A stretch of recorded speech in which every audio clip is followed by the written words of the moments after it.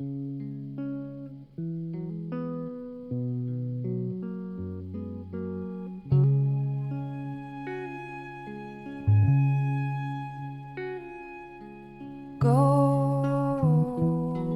ribbon in her hair, blue petals on the air. I don't mind if the sun doesn't shine on me.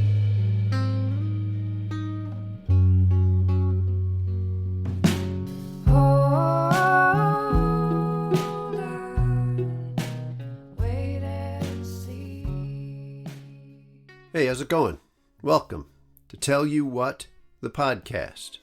We talk with musicians about songwriting, music making, and the creative process. My name is Mike, and our guest this time is Toronto-based musician and songwriter Abigail Lapell. Abigail is the latest of our guests from Canada. Previous episodes have featured Jeremy Albino, The Small Glories, Boy Golden. Some great sounds coming from our neighbors to the north. I look forward to discovering more. Abigail released a great new album, Stolen Time, earlier this year, and she was kind enough to spend some time with us talking about it and about her creative process. So Abigail Lapell is an extremely gifted songwriter and multi-instrumentalist. She plays the guitar, piano, harmonica, accordion, among other things, and she has a wonderful voice she uses in interesting ways. She has won 2 Canadian Folk Music Awards, one for Songwriter of the Year and one for Contemporary Album of the Year, and has reached number 1 on the Canadian folk charts. In our conversation, however, Abigail was relentlessly humble, continuously downplaying her remarkable talents. She talks about never taking guitar lessons and getting a Guitar for Dummies book during quarantine. Meanwhile, she plays an intricate and precise fingerstyle on the guitar, uniquely suiting her songs. Abigail claims to struggle to write lyrics, but her words wonderfully evoke the imagery of her music. And as we talk about the song I See Music, we find that on this song, where she purposely focused on lyrics first, she came up with a brilliant extended metaphor that uses the language of music itself to express her feelings about a relationship. I did find it fascinating to hear Abigail talk about some of her difficulties in putting words to some of her music. She finds language to be limiting and often inadequate to express the feelings her melodies are portraying. As she says, words are, quote, very definite. Clearly, Abigail is a remarkable talent and a humble critic of her own abilities. I suggest you listen to her music yourself, and I predict you will lose yourself in the powerful and often haunting soundscapes she creates. So check out her music, particularly her recent album, Stolen Time. And now, please enjoy our Tell You What discussion with Abigail Lapell.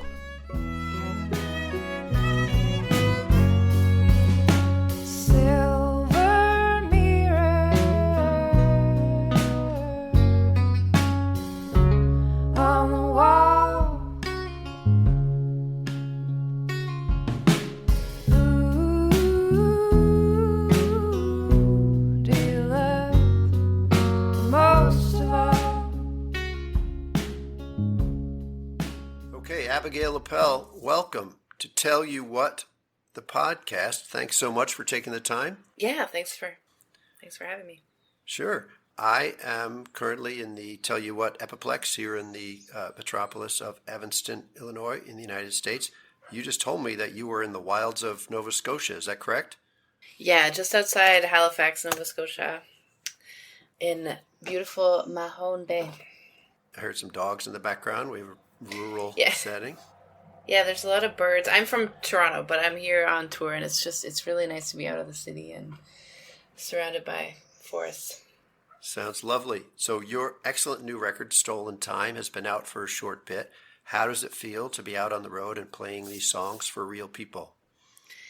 It's really good, but it's weird after such a long pause. Yeah. And so it's been kind of an adjustment getting back into it. I feel like it's really, really great to be back at shows. It's like a lot of how can I say it, like just like being social feels very weird. Right. Living in Toronto, I don't know what it's like where you are, but we were very locked down for a lot of the last couple of years. Like all venues were closed at one point or another, and so yeah, it's been really interesting and mostly really great to be getting back. But yeah, it's a bit of a learning curve getting used to it. I'll bet. Do you find that your relationships to your songs changes over time? Like as you finally get out and play them for real people, do the stories sometimes change for you? Totally. I mean, one thing I would say is like the record that I just released in April, I haven't played a lot of those songs live at all before. So, And you wrote them some time ago.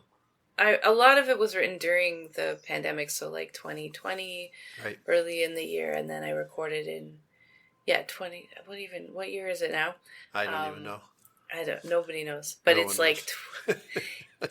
just all that to say, a lot of the tunes were written when I was not performing live. So normally I would like have a pretty long process of like workshopping stuff with the band and sort of road testing the new songs live. And in this case, almost none of the songs have I played live before. And I'm sort of figuring out different configurations. Like we're doing the tour that I'm doing now. Some of it is with a full band and some of them are like solo shows or shows as a duo.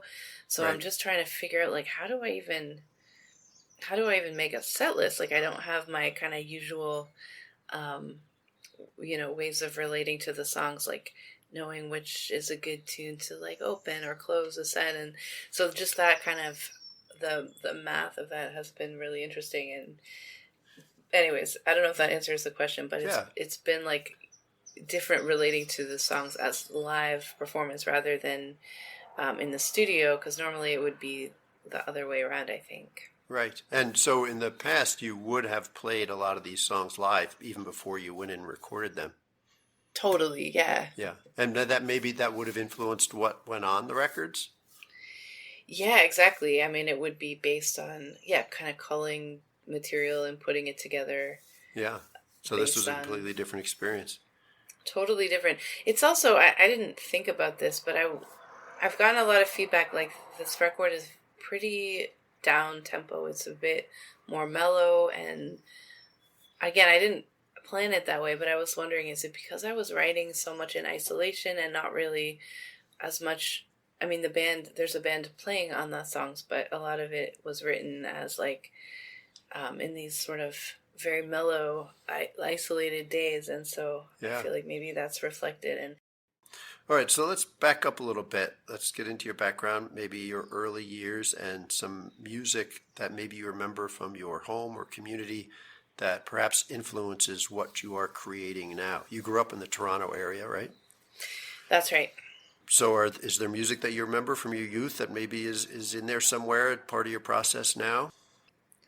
I feel like as a kid I listened to a lot of like old records that I would find. Like I listened to a lot of, I don't know, like the Beatles and Simon and Garfunkel.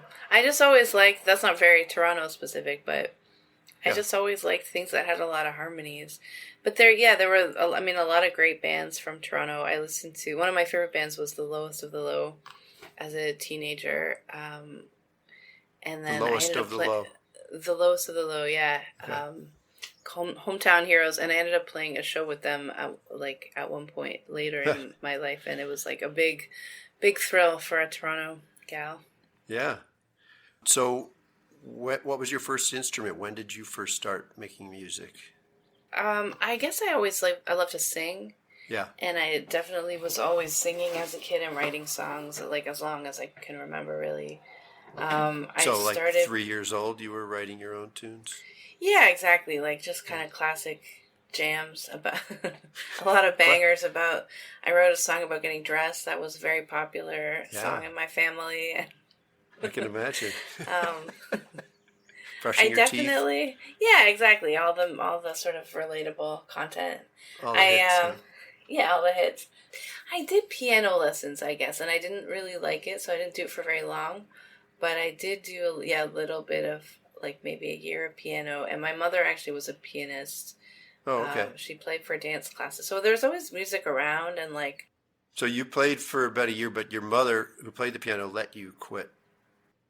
Yeah, she was pretty chill about it. She was actually very, I think because she had taught piano and she'd seen a lot of horror stories of like people forcing their kids to do lessons when they didn't want to, and like that old school, like she had, like the classic piano teacher that hits your hand with a ruler when you make a mistake. And so she was very like adamant that we did not have to do it if we didn't want to, and it was like Right. only. So yeah, it was not a big deal at all when I quit, but I guess maybe like learning a language, like having that foundation at a young age, even though I don't even know if I made it past like grade 1 or 2 piano, but having a It's bit in of, there. Something's in there. yeah, and just a little bit of literacy. Like I've never studied music formally, but I can read a little bit, and it sort of, yeah, have that base as. And I do remember my mom always said piano's a good instrument for that, because it's like it makes sense visually. Like as a guitar player, I don't really understand like what the relate, like you can't really see as intuitively what a scale is, or Yes. what the relationship is between different intervals, whereas piano is kind of laid out in black and white. So you were always singing, but you at some point you reached for an instrument on your own. Was it the guitar? Yeah, I found a guitar in our basement that I think it must have been my brother's. He probably got it at like a junk sale. It was like held together with duct tape, Yeah. and I named my guitar Dylan after my hero at the time, Bob Dylan. I think I was probably 11 or 12 when I started playing guitar, but I Okay. didn't have any. I didn't even have like a book with chords. I would just play the strings. Somehow, I guess I figured out how to tune it, but I would just like literally make up chords because I didn't have any, and like there was no YouTube in those days, and so I was kind of on my own. And So have you never taken lessons on the guitar? no, I've never taken lessons. I mean, you have a distinctive finger-picking style, and that's just something you've picked up on your own. Yeah, exactly. And now that I'm older, I'm a little more interested in brushing up. Like that was one of my pandemic projects, was I just got some books from the library on like, I didn't get very far in this book, but I got like, I think it was Guitar Exercises for Dummies, and it was just to learn like some basic scales and warm-ups and things. Just because I liked having the routine, like something that I could do consistently every day, even if I didn't feel like super inspired. So I've like started getting more interested in kind of self-teaching some theory, and yeah, I've always been self-taught, and even piano, like because I sort of kept playing, but I would just play, what I felt like. I never really studied it beyond that. I sang in choirs too, actually. Like I've never studied vocals or anything, or like taken vocal lessons, but I always sang in choirs, so I was really into like singing harmonies and. Right. So when you moved on from the brushing the teeth and the making breakfast songs, you had the guitar, and was it a continual process of writing songs once you picked up the guitar? You started writing with your instruments? Yeah, exactly. I just would accompany myself on guitar, and I guess that was what I loved about the guitar, was I felt like, I remember the feeling like, yeah, my ambition was only just to be good enough to be able to accompany myself singing, and but it's so easy to like take with you places, and I would bring to school and probably annoy the hell out of everyone playing my little songs. And were you performing in public at this point in high school? Yeah, a little bit. I think I played at. Actually, I dropped out of high school at a very young age. But I remember before I dropped out, we had like a talent show at one of the schools I went to, and I played a Tragically Hip song. There's another Ontario, Canada There you connection. Yeah, I played this Tragically Hip song called Wheat Kings at my high school talent show, which was mostly like probably hip hop and like R&B based performances, and then I did my like sad lady version of Tragically Hip song. It's pretty cool. So when did you start performing songs of your own in public? I guess it depends what is meant by public, but I feel like I always wrote songs, and like I would like play my songs from my class or whatever. And Yeah. I remember doing a song actually at summer camp. I think I just always liked attention, so I would always, but like not not the kind of attention where you have to actually interact with people and like talk to them. So Yes. it's a good fit for like an introverted person that wants like attention.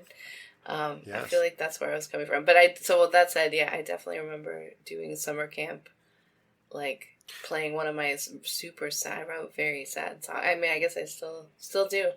Yeah, I think I would just play my songs for whoever would listen. And I always wrote songs, so I started doing open mics probably in my teens, like late teens, and I would go to Kensington Market in Toronto and play at Graffiti's open stage, and I was just so nervous I could hardly even breathe, but I would still do it anyway. But at some point you decided that maybe you could pursue this as a vocation of sorts, right? How did that come to you?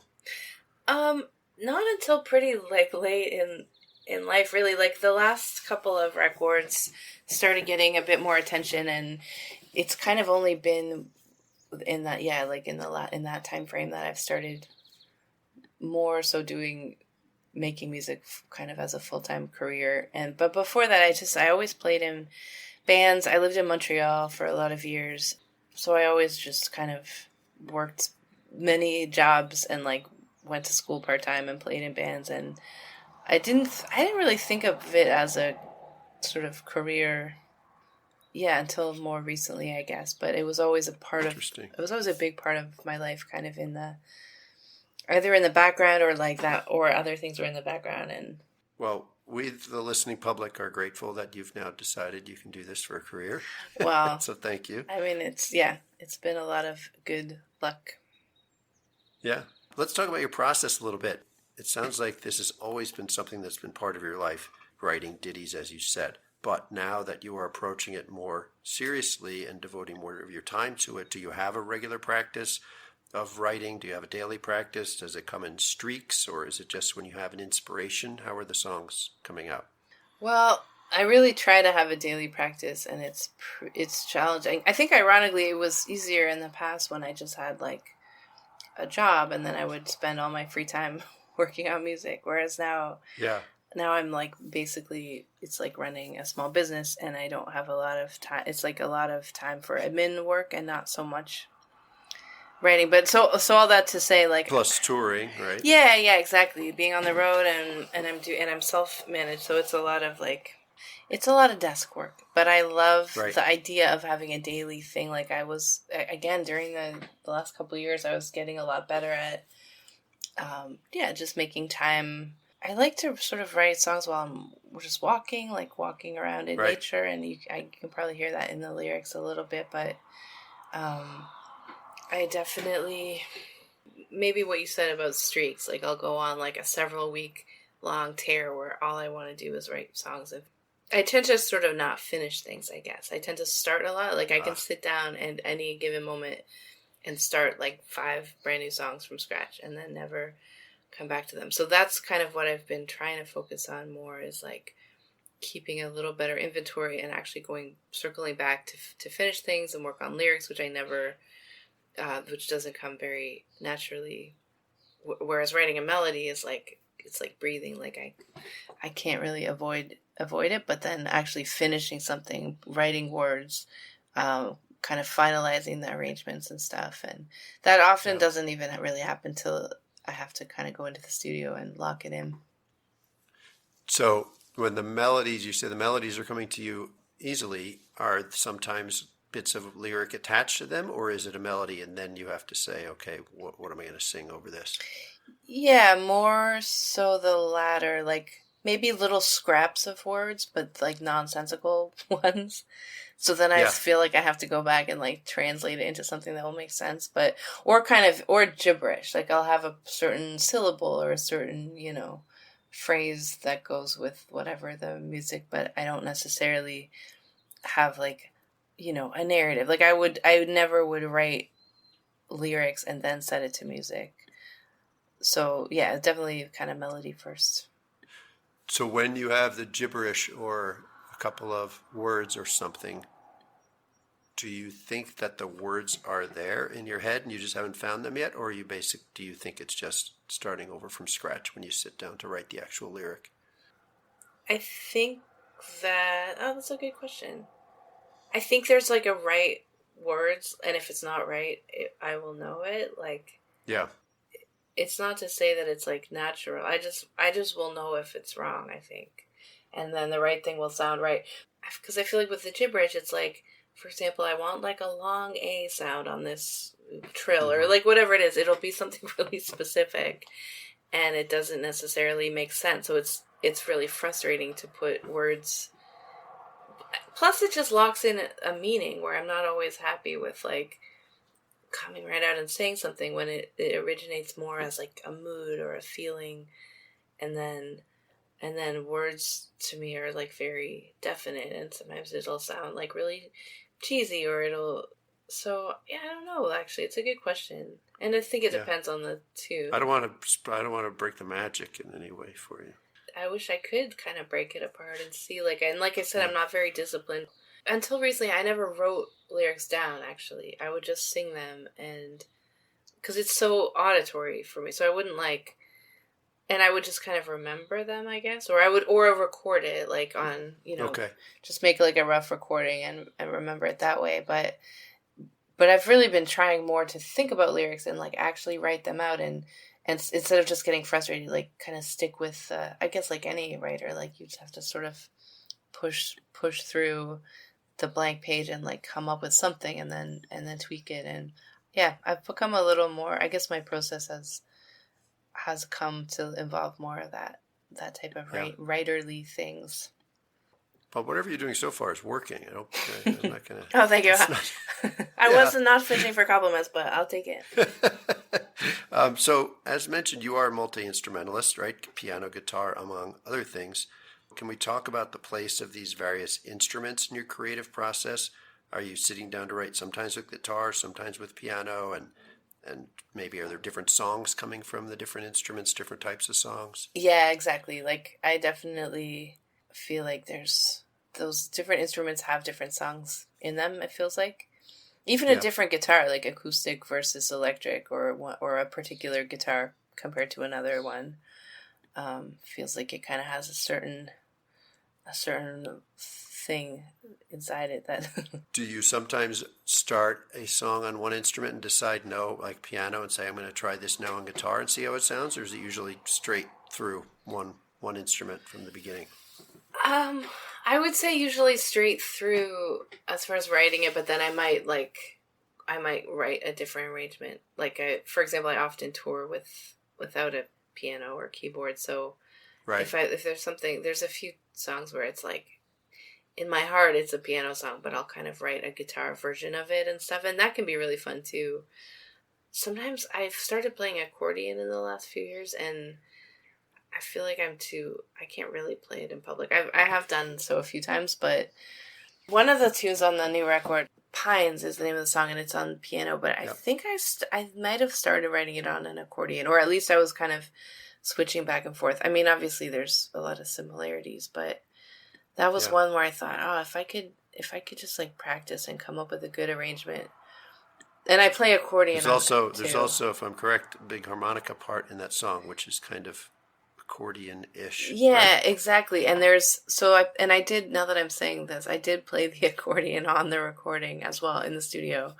So my vision was that there's like the last kind of instrumental verse.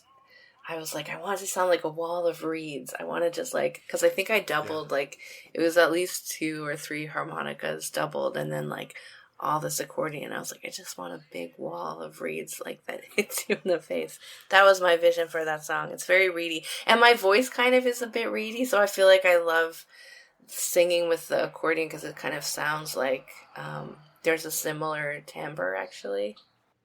Yeah.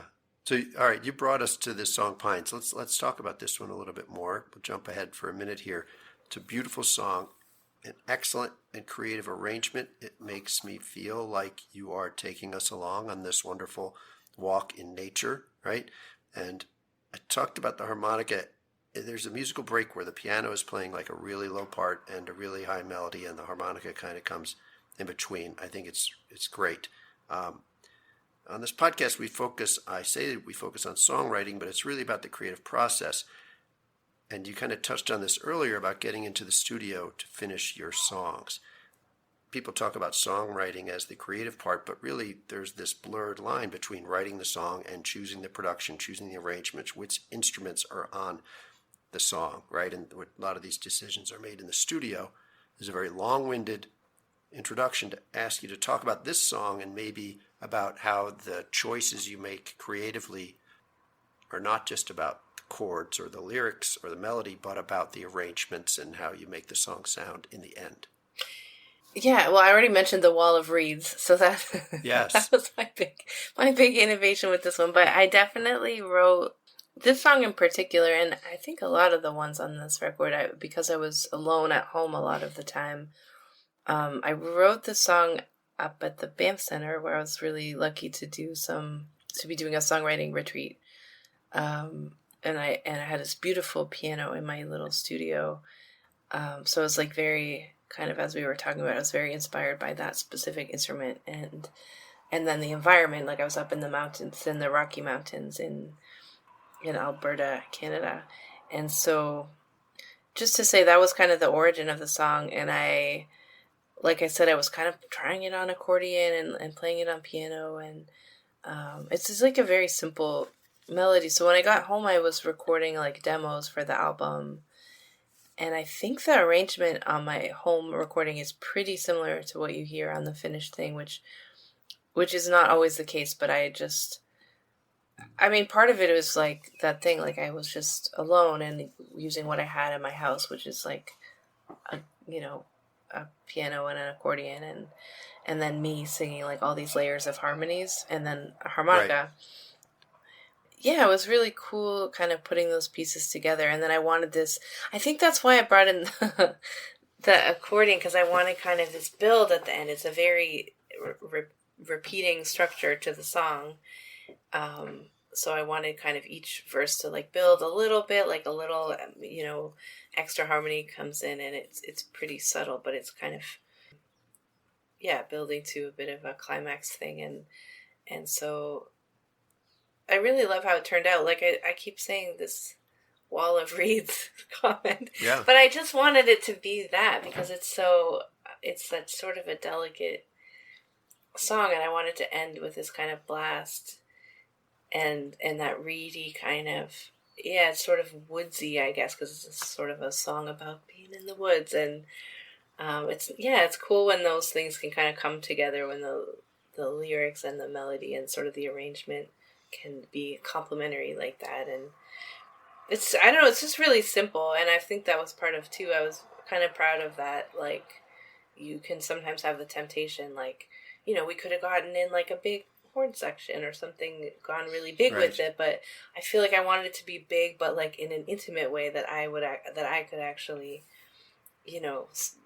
parts that I would play just like as a live performance. So yeah, that's one of my favorite ones on the record.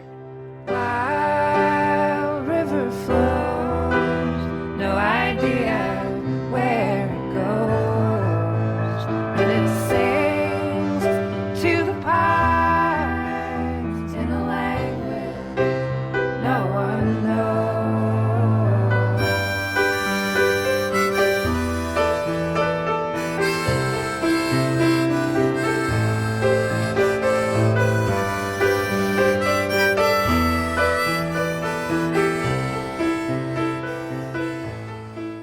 I think I read where you thanked the Ontario Arts Council for supporting your work on this particular song, right?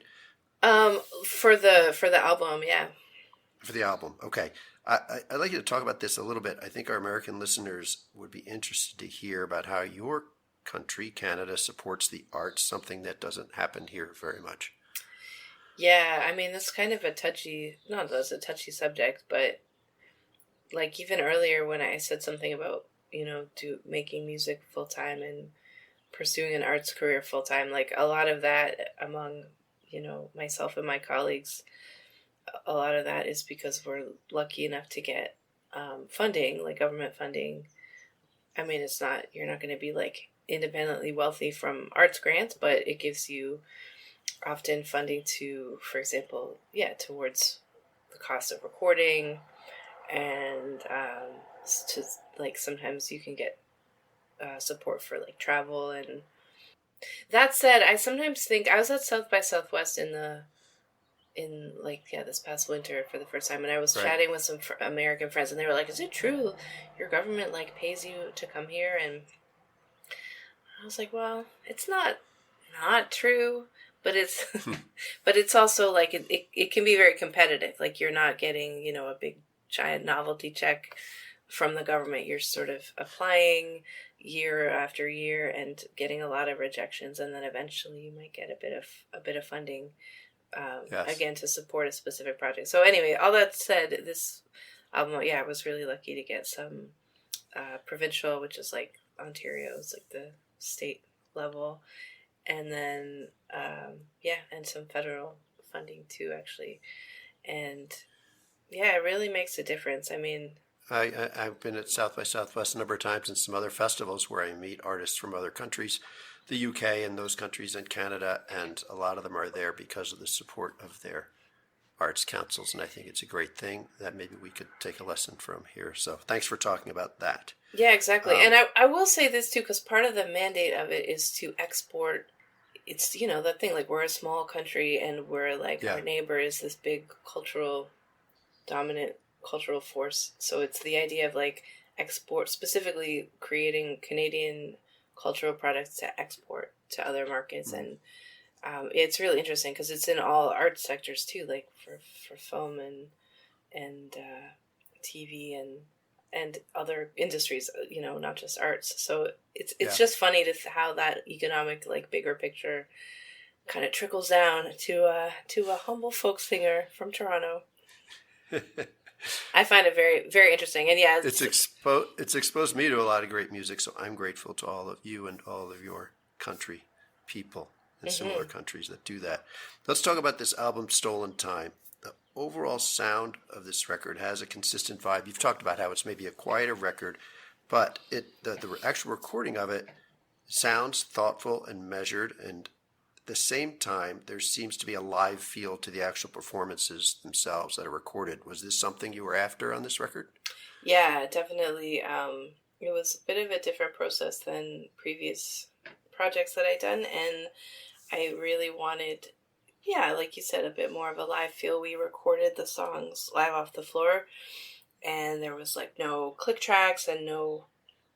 I mean, I won't say no isolation because we were pretty close to being all in the same room. Like the drummer and bass player were in the same room together, and then I was kind of off in a little cubby where I could see everyone. And so anyway, that was really cool. I can't claim that it was all like that. They're all like a single live take. Like I definitely am vain and wanted to do some editing.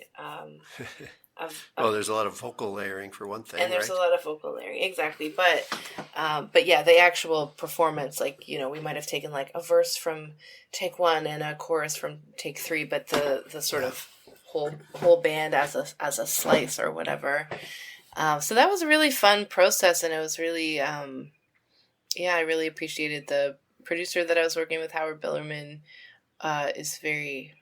I don't know. I don't want to say old school, but his kind of attitude is like, excuse me, that's how all the great records that you hear, like that's how they were made. So, if it was good enough for them.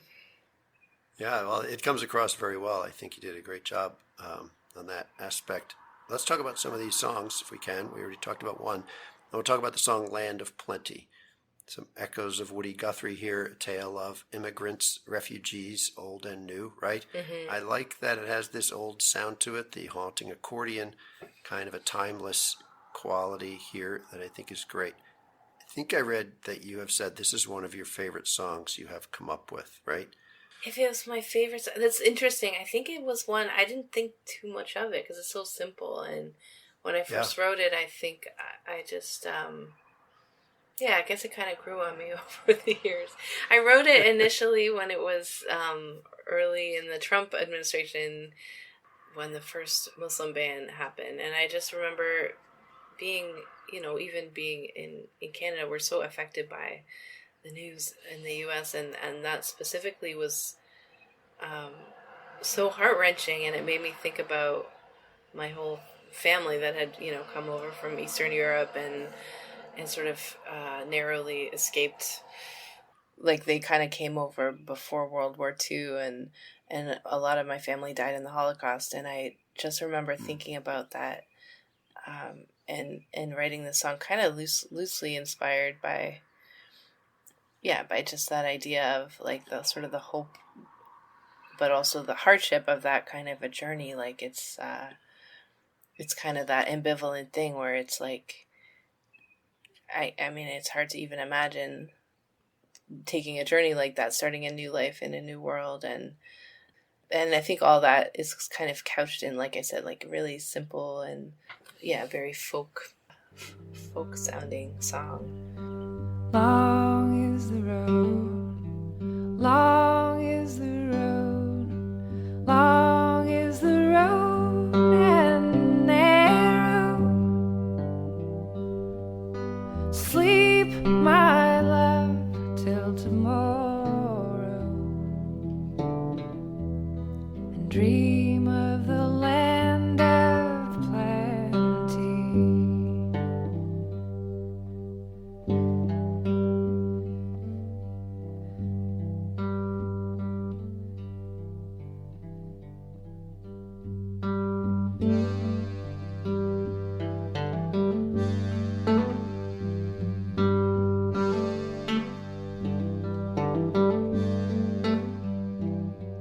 Let's talk about another one.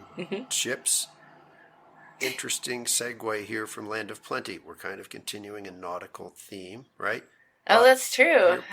Yeah, see? But we have a much more powerful production on this one. Multiple vocal layers, sax, drums, tension builds throughout the song. I really like how the vocals build with kind of a softer vocal approach, building the tension until we get to that key repeated line, how do you know, which is delivered very kind of directly, right? Forcefully.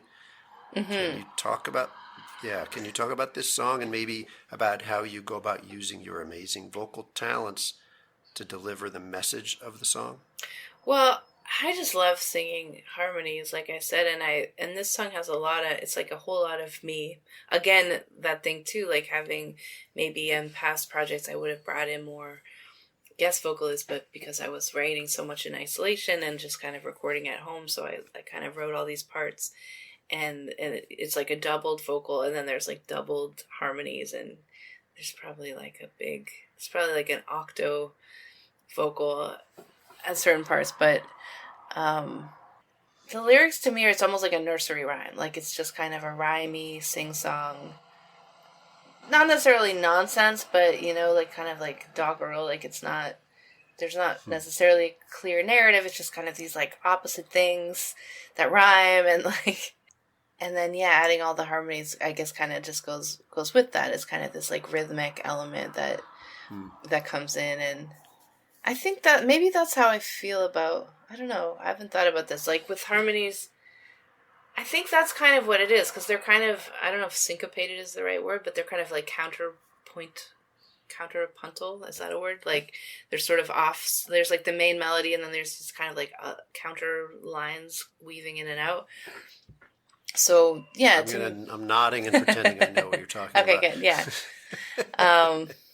But yeah, I think that's why I think that's a big part of what's so fun for me, and like taking little echoings, or like around where it sort of repeats a line, like in a canon, and I just find that so fun. It's just like candy to me, to my ears. Like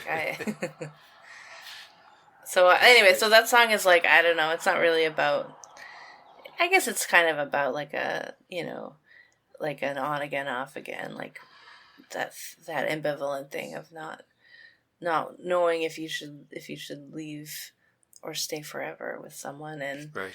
That's like the only banger on the record. I didn't think about it till later, but I was like, this is just like twice as fast and upbeat as anything else. So anyway, it's fun to have it on there. Bird flying over the ocean, fish swimming under the sea, and all the star-crossed lovers dream of one another, just like you and me. We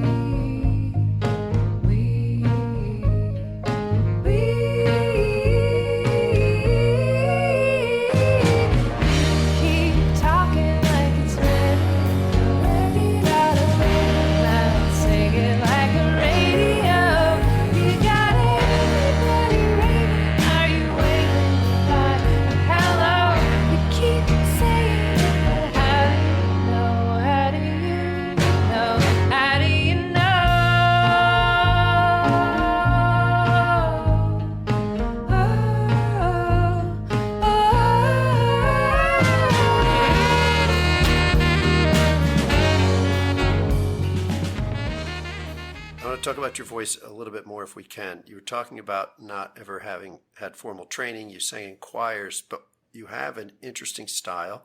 So when you were younger and developing your style, were you listening to certain artists? Were there traditional vocal techniques you were modeling it after, or was it just kind of an organic thing that developed the more you sang? Were there certain people you were listening to, I guess, is part of that question? Yeah, I listened to a lot of Sinead O'Connor. Uh-huh. And I guess now... I do hear a little bit. There's a little bits of that when I hear you, yes. Well, and now I guess it's... there's that sort of traditional Irish vocal sort of style. I think it's called that's what Sean she based Nose. a lot of. Yeah, exactly.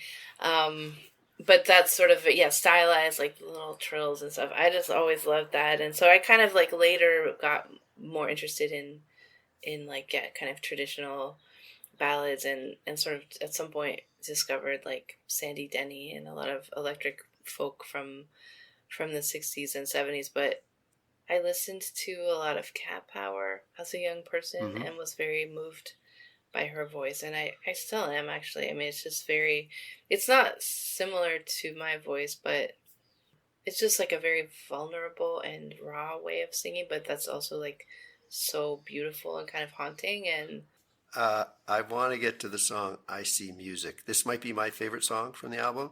It's hard to choose. I've said this before. I love a good musical metaphor that is one that uses the language of music itself as a device. In fact, the title of this record, Stolen Time, I believe, is a musical term, right? Mm-hmm. But in this song, I See Music, first of all, the initial verse basically describes synesthesia, right? Where one experiences one sense through another, like colors with words. Here you talk about seeing music. Do you experience this? No, but that was a good description of what I understand that it is. I'm not a synesthete, but I'm so interested in, like you said, the idea of that, and then sort of metaphors that kind of play on that idea. Yeah, I love the lines. There is no danger in a major key, no harm in a harmony. It sounds so great. And I can't believe no one's thought of this before. It's just a clever song all the way through, but you are using music and your experience of it as a metaphor for how you experience life, kind of, right? Yeah, exactly. And sort of specifically like a love song trope. Like love, because I guess I'm kind of interested in that thing of like, that we don't really have the words for emotions, say, and so you're always kind of translating it through different metaphors and figures of speech, and kind of imperfectly translating like from one sense to another, kind of. Yeah. Well, it's a great song. And at the end, you kind of encourage us to lean into our synesthesia, right, with the line, "Listen for the light." Yeah, exactly. Because I think that I used the line of "blinded by the sound" earlier in the song, so it's kind of like a parallel. But this is a great example of what I was saying of like trying to get a little more into writing lyrics. Because this song, actually, I also wrote when I was on a writing retreat, but I was like sat down with a paper and pen and was like, you know what I mean? Like I was very, like, as opposed to my usual way of writing, which is just to like see what sounds come out of my face. Yes. This was like, all right, I'm going to like do something clever, but like hopefully not in an annoying way. And like I really worked on like lyrics that were sort of coalesced around this theme and like making these little rhymes and kind of, And so that, I feel like this is the first song actually, as far as what I was just talking about, where I was like, I really want to actually write something that is a little more writerly. And this is one, I was proud of the lyrics of this one. So thank you for saying that. I love the whole record, but I point out this is, I think, my favorite. So I would encourage you to keep trying that method because it definitely works for you. Are you like a big lover of lyrics? Like as a listener, is that something you... I like the whole experience of a song, but certainly clever lyrics and clever use of language is something that I am attracted to. Yes. Mm-hmm. This is a songwriting podcast, so right, makes sense. Words are half or some portion of the song. But Your other songs, the words are a beautiful part of the song itself, but I really like the theme you worked with here and strung along from start to finish. It was great. Cool.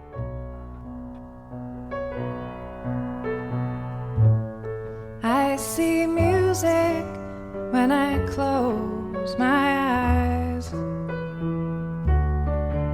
spinning wheels of color that fall and rise like a record round and round till I am blinded by the sound.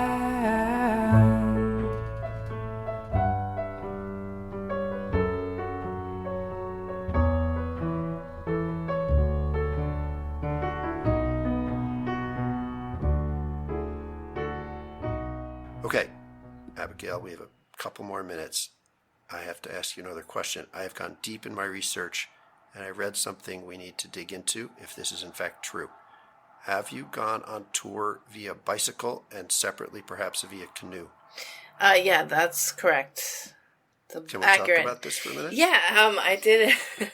I did a tour that was bike powered, and we actually had a bike powered PA system.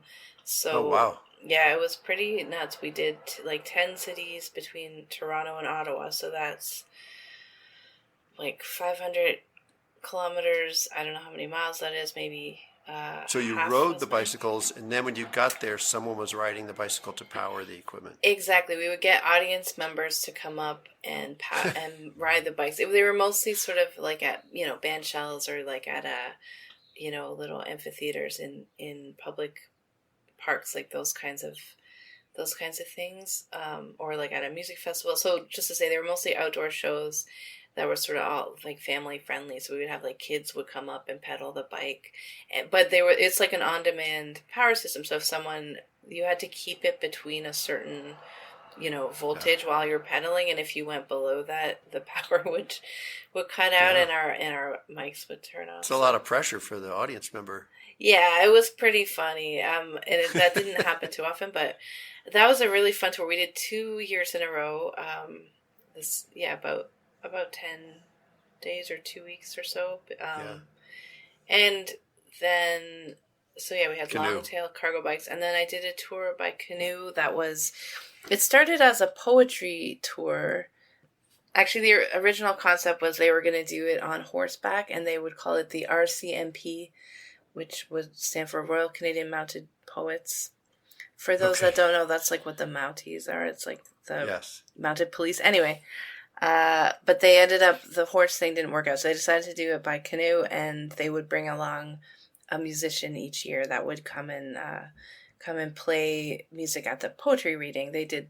And then it was towns along the Grand River in Ontario, so we would like pull our canoes off and do readings in towns or parks or things like that along the way.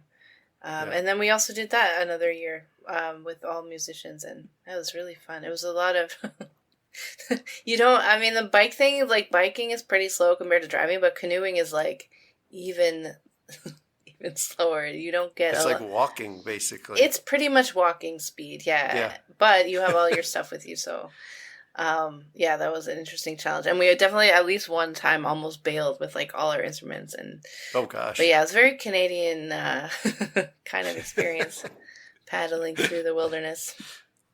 Well, that's great. First canoe tour story we've had on the podcast, so thanks you for bringing that to us. Oh, nice.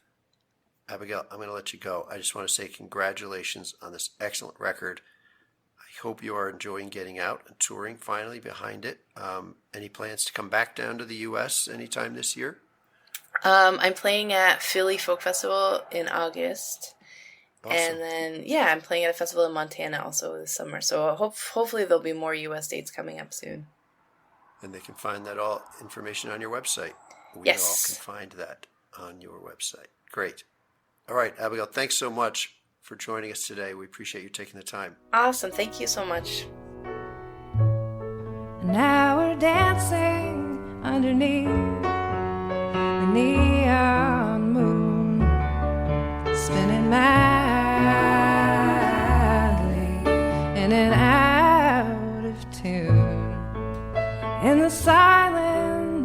darkest night. You can listen for the light.